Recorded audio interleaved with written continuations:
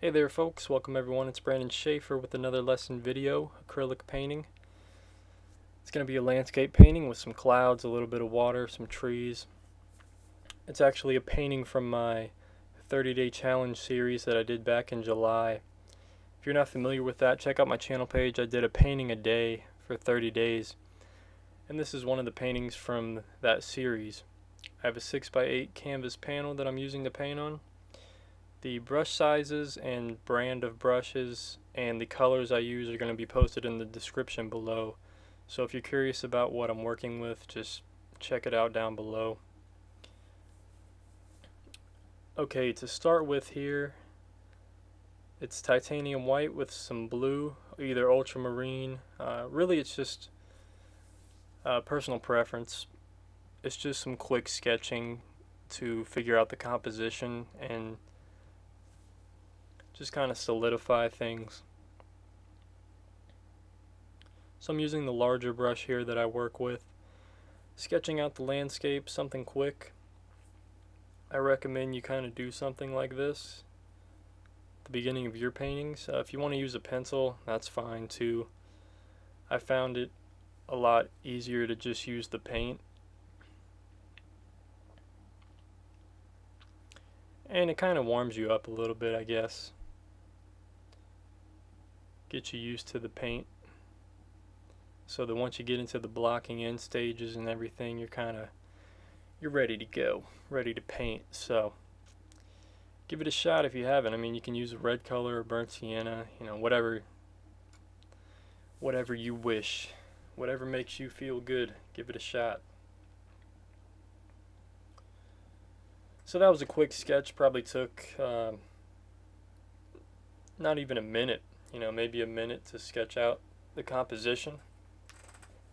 And really, composition is one of the most important things. And this is a real-time video, folks. No editing.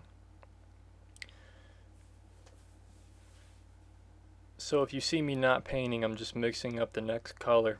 So keep that in mind and sit back and relax and enjoy the painting ride here. A little lesson. So what I mixed up is kind of the brightest tone that I'm starting with the brightest tone here instead of the darkest tone. Really what you have to do, or what I recommend you do, is just locate the extremes. Whether you're using a photo reference or working from life, whatever kind of painting you do, first of all, just locate the extremes, which that means the brightest tone, the brightest color, and the darkest color. Right now I'm just throwing on the brightest color because the white canvas is really deceptive. You don't really want anything that bright for the brightest tone on the canvas. So it's just a kind of a toned down white mixture, white with some brown. But in order to get brown, you just mix orange and blue, red and green, purple or yellow, etc. Just color complements.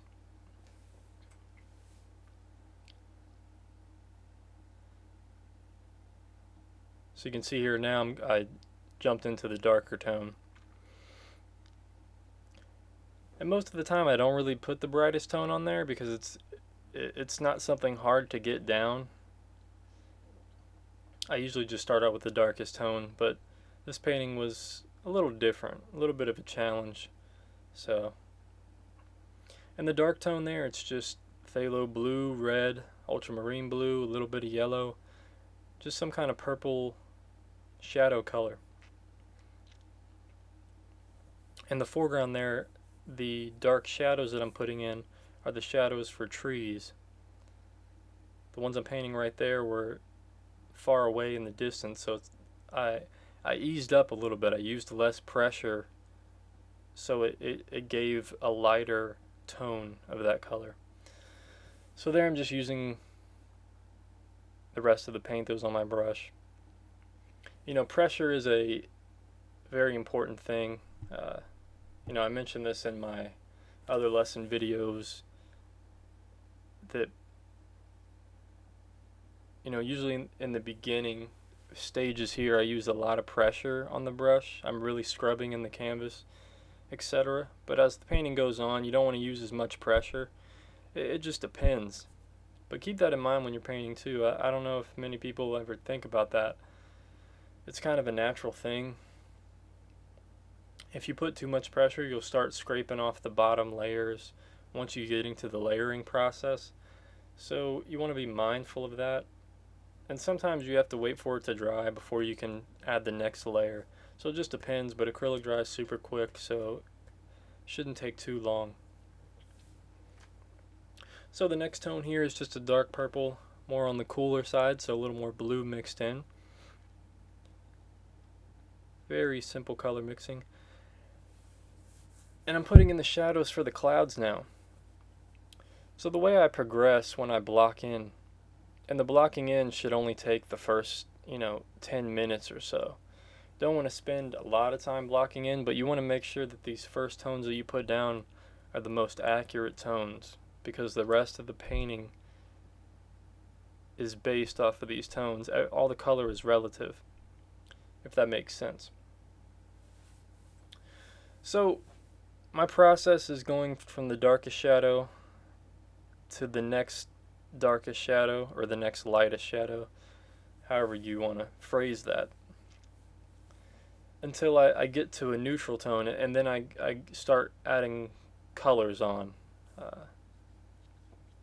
And what I mean by colors is the midtones, the highlights, the greens in the trees,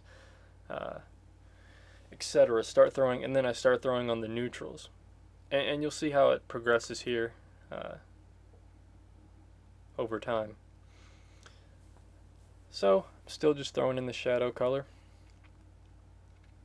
You can see it's kind of a cooler blue, not too warm. This is kind of a stormy scene, very diffused kind of lighting. So there I'm using a scumbling technique, just scrubbing the canvas.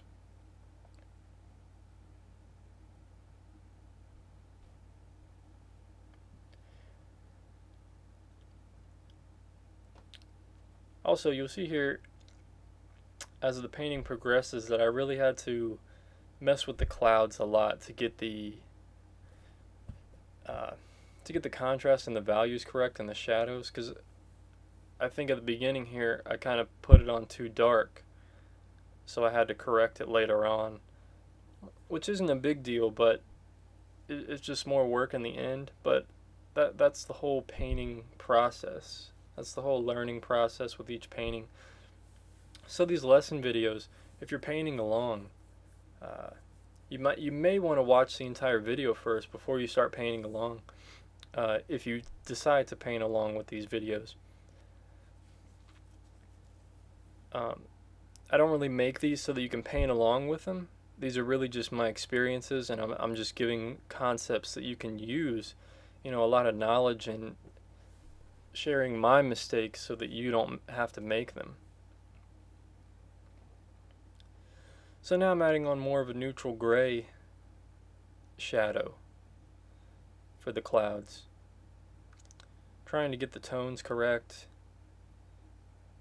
and just blocking in, trying to get that white of the canvas out of the way so that I can judge more efficiently, judge my colors more correctly, because that's the important thing. Color is like the biggest thing, and also saturation of color and the neutrality of color, the neutrals. Also keep that in mind. That's kind of the way you should look at color, at least I recommend that. I suggest that. Think of color as dark and light, and are really just contrast, and also neutral and saturated. Saturated being more of a pure color, like bright yellow with nothing else mixed in. That's a very saturated color, or a bright green.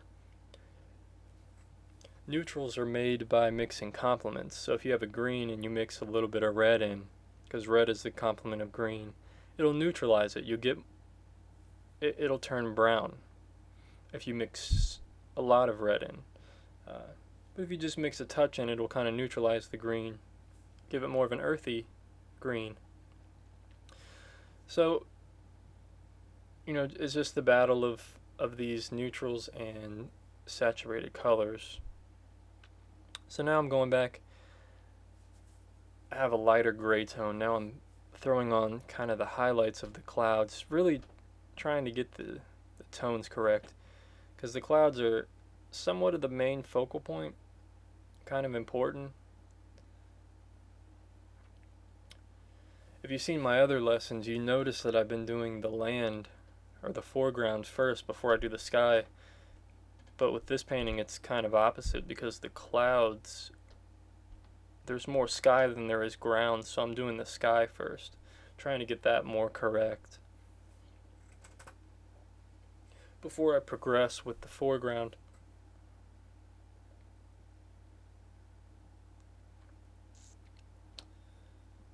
So a lot of blending there, as you can see. And blending is just two colors that are wet, and you blend them together so that there's not a harsh edge. There's this faded look, very soft kind of look. And most of the time that's what you want. So you have to paint somewhat quick with acrylic to get colors to blend this way. Otherwise they dry so quickly and then the colors don't blend, and it's a mess to try to fix sometimes. So working small like this for practice is a great tool to utilize.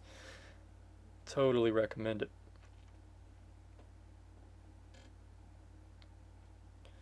More cloud work here. Forgive me if I'm quiet at times. Sometimes I don't have much to say. It's kind of self-explanatory what I'm doing, and just sit back and relax. Not only relax, but learn.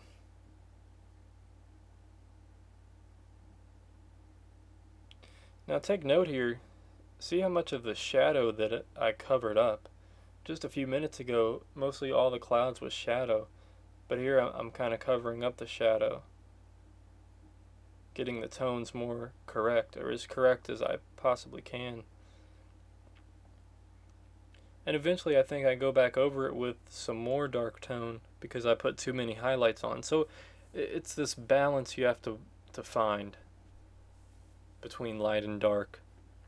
And if you're using a photo reference, like I said earlier, then that's kind of the balance, that's the reference you're working from. So you want it to look somewhat as close as possible to it if that's what you're going for. But you have to work with this balance to get there. You have to throw the darks on, then the lights on, then maybe a little more darks, and then just touch it up with highlights. So it's this back and forth working of lights and darks, lights and darks. No masterpiece is ever finished with just one step. There's many steps, there's many layers figuring this stuff out.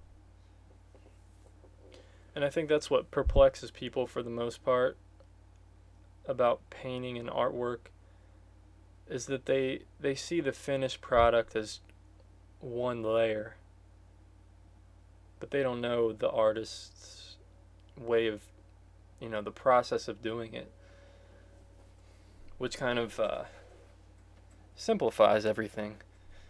It's built up in layers, but most people don't understand that. That's what gives us kind of the advantage to this, That's what amazes people. And that's the cool part about it. It's very mysterious. People can't wrap their head around how something like this can be created. Alright, moving along here, down to the water. So as you can see, I'm just blocking in very quickly, just scrubbing in the canvas. Just trying to get coverage down. but also put the correct tones down. You don't want to just block in for the sake of blocking it in. You want to make it as correct as possible. But the blocking in process, it's just the first stage. So don't try to create a finished product or painting in the blocking in phase. And I guess it makes it a lot easier if I break it down like that. The beginning is just blocking in. And then as the painting goes on, there's maybe 2 or 3 more stages of adding more and more details as you go along. So when you think of it that way, it's quite simple to create a painting. It's just having the practice and the hours and the putting in the time and effort and the color mixing and putting in the practice. Like I've said in a recent video, painting is like a sport. You have to train your hand-eye coordination, you have to train your eye for color. Because to me now, mixing colors, it's very easy. I'll say that word. It's quite easy, it's quite simple. It comes quite natural to me. And I will tell you, if you limit your color palette to just 3 to 4 colors with white, so say red, yellow, and 2 blues, or just red, yellow, and blue with white, and you learn to mix your own colors, that it's super beneficial. One of the best things you can do, for sure. And I'm speaking directly from experience, so I definitely encourage you guys to do that. And check out my color theory series on my channel page if you want to learn more about that, about color theory, color mixing, how I mix my colors, etc. So check that out. Alright, what we see here now, just a few minutes ago while I was talking about that, I threw on the dark shadowy reflections in the water with just kind of a darker gray color, neutral tone. Now I'm working on the mid-tone, the base color of the trees, just a dark green. So to get this dark green, I mixed blue, yellow to get the green, obviously. That's very simple. And then I added a little touch of red, which gives it more of an earthy, neutralized tone. And now I'm just delicately putting it on there, giving a lot of variation. You definitely want a lot of variation if you're doing landscape painting. And variation, it's simple. It's just different pressures and having these undertones beneath it. You can see I didn't really change the green color that whole time, and there's so many different colored greens there. It's just from, different kind of strokes, etc. Gives you all this variation, which makes it look so complex, but it's very simple. As you see me painting right now, it's just very simple. And when you think about it like that, when you think about it as being so simple, it becomes simple to you. If you're struggling and you're saying it's too hard and you'll never be able to paint and being so negative, then that's only going to bring you down, and it's only going to make it harder for you to do. And you'll probably never do it if you think of it that way. So be positive and don't doubt yourself. Just do your best, learn from the mistakes on one painting, and eventually you'll get it. Take those lessons to the next painting and work it out. So I'm mixing up the next color here. So be patient, folks. It's kind of a good thing that I don't show you mixing my colors, because it's better that you learn on your own. Mix your own tones, mix your own colors. If you're just mirror imaging me mixing the tones, you're not really learning. You're just kind of being a robot, kind of following my lead. But if I tell you that I just mixed up a yellow tone, kind of a sandy tone, I'm confident that you guys can get that down. So that's what I did here. Mixed up a yellow tone. Now how did I get that? Well, yellow, of course. A little touch of white. And maybe just some red. Maybe no red. Maybe a little bit of blue. Maybe a little bit of red and blue. So what would that give me if I had yellow, red, and blue? Well, the red and yellow is orange. Very little touch of blue will kind of neutralize the orange, give you a neutral brown. So that's somewhat of what I painted there, just more on the yellow side. So I hope that makes sense. Hope you guys can follow that.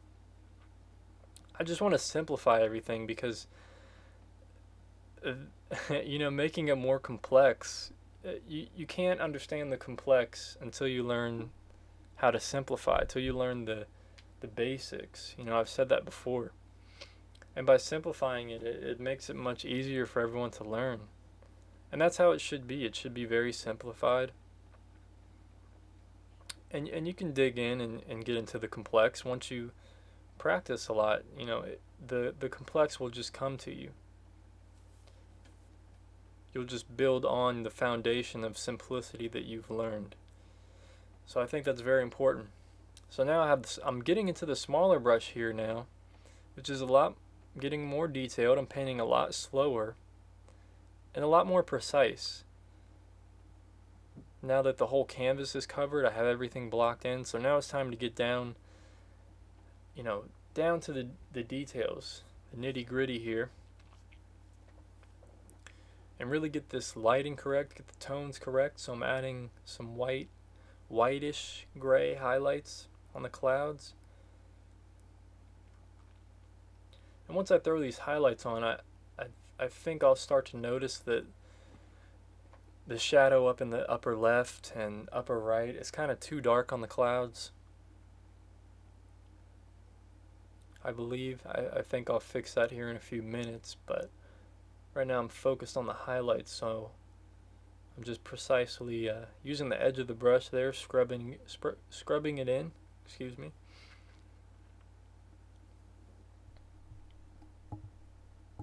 And just being precise as I can, creating some shapes.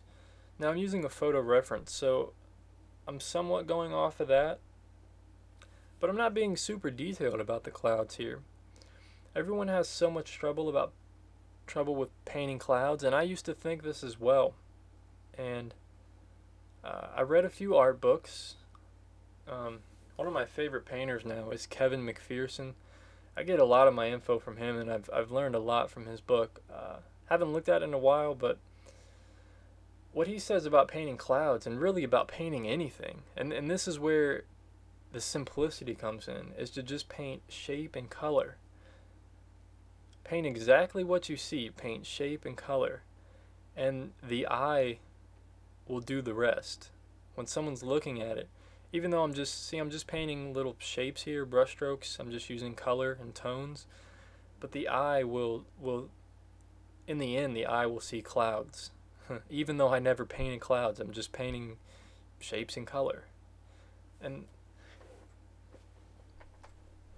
try to do that with anything you paint. Break down the simple shapes. Break down the simple shadows, simple colors. Whether you're painting houses, if there's straight lines and houses in the painting, just break it down. Simple square shape, red square, etc.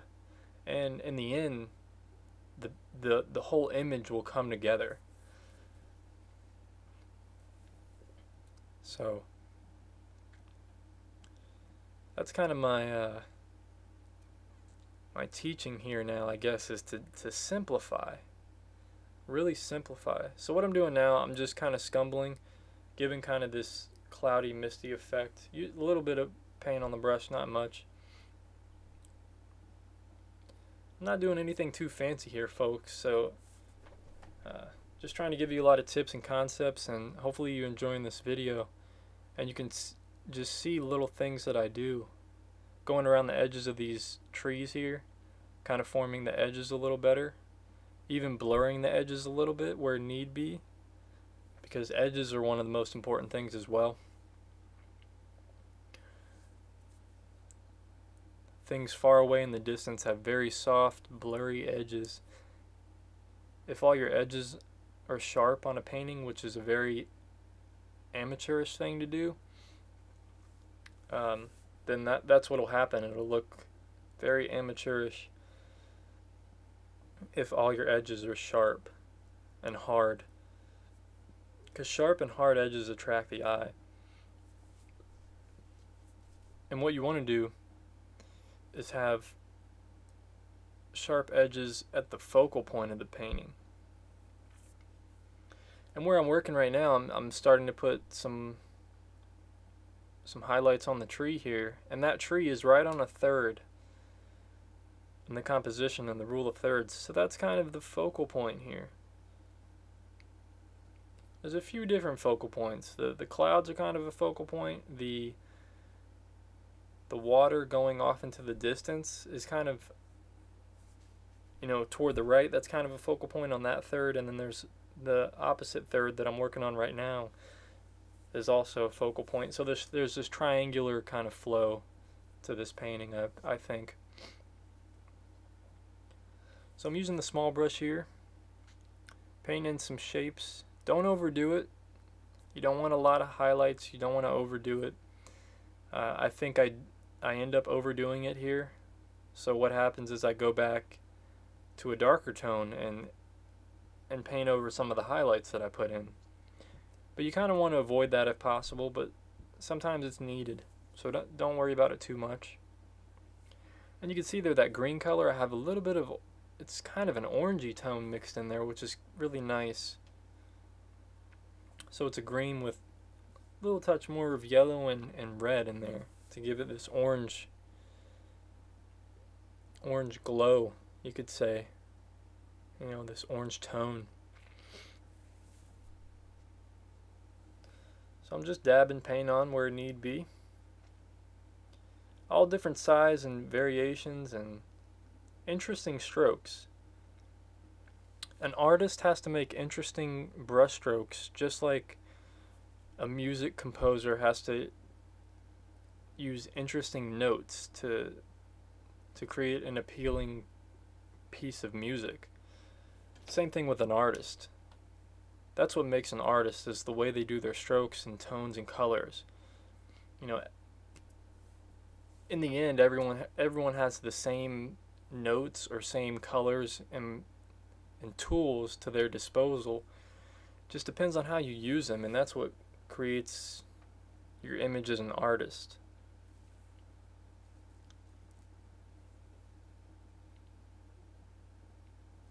So as you can see here, I'm throwing on the dark color, some darker shadows, kind of solidifying it a little bit more. In between each highlights, creating different shapes and leaves. Just something interesting. Trying to make it not as realistic as possible, but as realistic as I want it to look.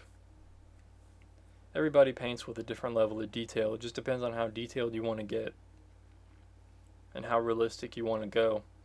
But with a small painting like this, it's hard to get too detailed. Try to save that for larger canvases. So here I'm going over the yellow that I had earlier, and there's a little bit more red in this mixture, more of a sandy color. And this is why I say this video isn't really to follow along with, because it's all just tweaking and learning. It was too yellow at first, but now it kind of has this nice yellow base tone, so I threw on some sandy white, red, and yellow kind of a mixture.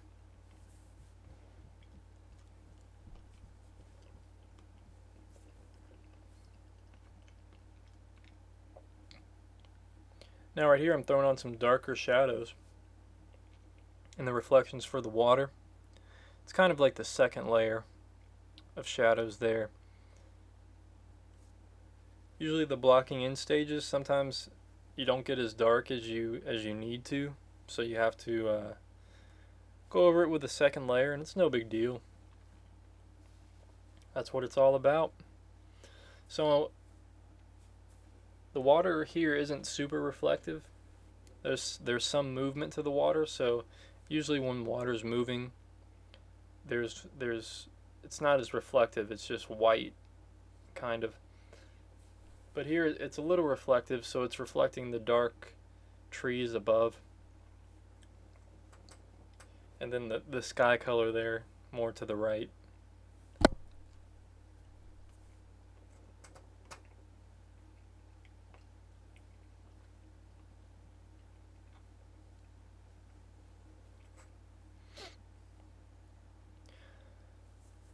Starting to come together now. And it's almost to the end of the painting, so I'm getting super detailed here. Really trying to get everything correct and accurate and precise with all the right tones. So you can see I'm trying to be really precise about things. Not super precise, but just at the level that I want. And that deals with just personal preference. Everybody's different, so just depends. Hope you guys are enjoying this video. Hope it's been insightful. I'm trying to say a lot of different things in each one of these videos because it can be quite repetitive because each painting is kind of the same kind of process. But I want each of these lessons to be unique and something fresh, new, different. So hopefully you learned something new here. Or at least I made you see things in a different way, in a different light. Because that's my goal.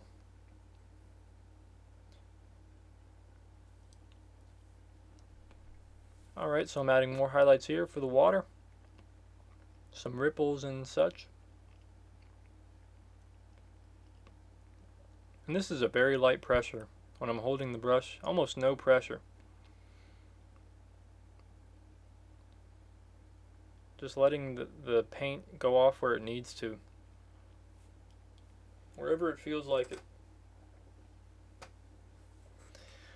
That's what creates detail, is this variation.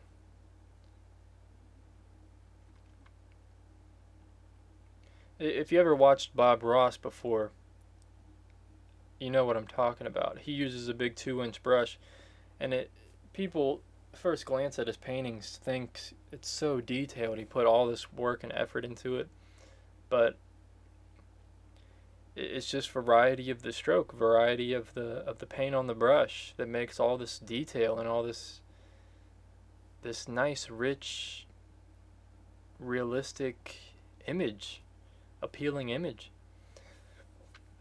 Ooh, so what I'm doing right here is very important. I'm kind of blurring the edge there with a darker color. Blurring the edges, which creates a lot of depth.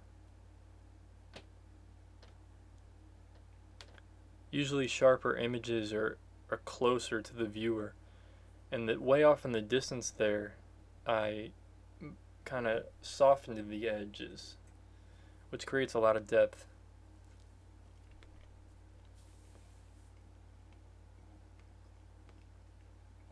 And what I did there with my finger, I was making sure that layer was completely dry, because I think now I'm going to get into some glazing with some white. Glazing medium with a little bit of white. 8 to 9 tenths or 8 to 9 parts glazing medium, 1 to 2 parts paint, white paint. You can do any color, but white creates distance. And also it's good for reflections, which I think I'll use in the water here shortly as well.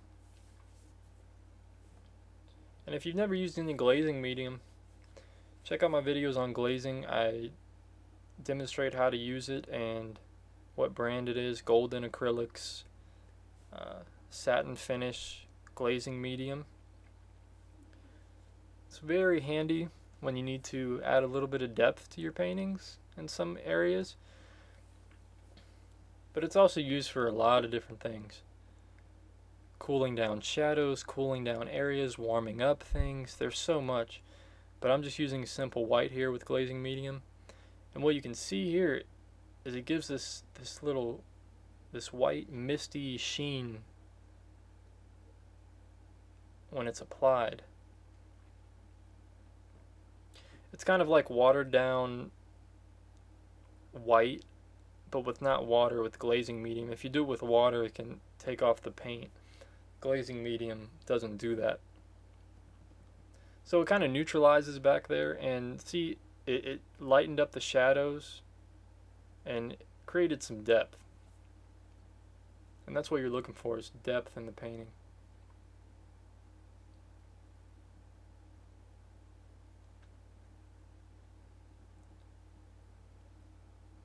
So using the same glazing mixture there, giving a little bit of sheen to these reflections, kind of lighting up the darkness there, giving it more of a realistic quality for water.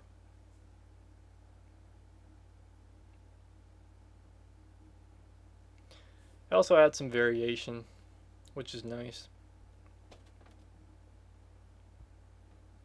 So experiment with that. Get some glazing medium. You can use it. You can mix up any color you want and glaze with that color. Like if I wanted to, I could use some phthalo blue or ultramarine, which I have done before, some ultramarine, and use it on the shadow areas of the trees there, and it would cool down the shadows and make them have this blue overtone to them. So there I go, adding some more glazing medium with white, kind of kicking it up a notch. Oh, I said that one again. Well, toning it down a little bit, I guess. Whatever the case may be. Adding some depth.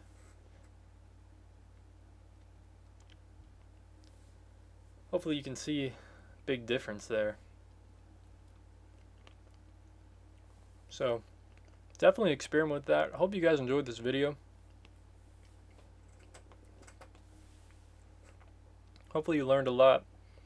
And if this is the first lesson video you've ever seen of mine, I definitely recommend checking out my other videos.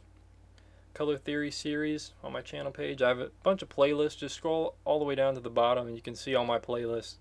I have a ton of other videos and tips and lessons and just invaluable, valuable information for any acrylic artist. So definitely check all those other videos out. Like and subscribe to these videos if you wish to see more. Definitely have more coming, so I appreciate all the comments, likes, and emails and messages you guys send me. I appreciate all the support, and I will get back to you.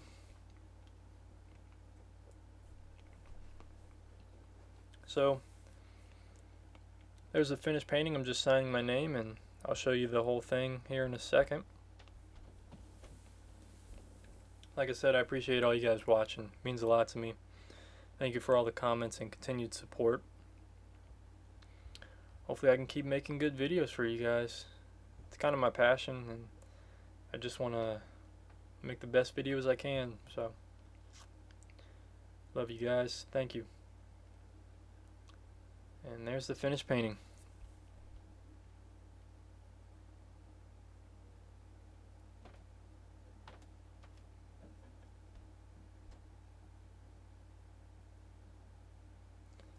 Enjoy yourselves, everybody, and take care of yourself. Peace be with you, my friend. Thank you.